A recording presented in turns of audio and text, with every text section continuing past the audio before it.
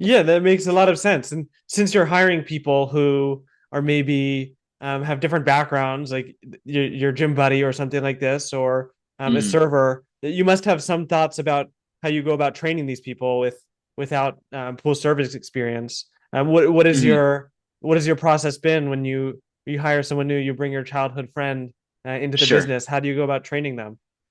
Sure. Well, it's evolved, obviously. Like, you're training your very first employee. I'm training myself to train him, right? Yeah. So, like, the difference between me training the first person and training the fifth person is going to be totally different. I wouldn't even bring up how I trained the first person because I wouldn't do any of that now.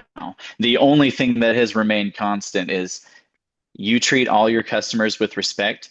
If there is ever a problem, you make sure that you and that customer, it's you and the customer versus the problem, and it's never the customer versus you and the problem. Because that's the biggest issue. Like, I have a lot of guys, they'll call me and they'll say, hey, my customer is giving me this feedback. And I'm like, well, how did you phrase it? And then they'll explain it to me. It's like, well, they think that you caused the problem. He's like, well, I didn't cause the problem. Like, well, it doesn't matter. You can be innocent all you want. If you do not communicate that properly, you immediately in the customer's head, you have been put into the category of part of the problem. So, the thing that has remained constant, again, I'm repeating myself, is you need to make sure that you and that customer love each other and that the problem is always the third party.